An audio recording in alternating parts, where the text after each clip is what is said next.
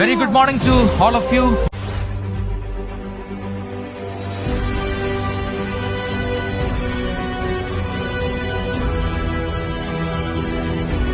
വിധിയെഴുത്ത് പുരോഗമിക്കുകയാണ്. രാവിലെ 7 മണി വോട്ട് രേഖപ്പെടുന്ന ആരംഭിച്ചു.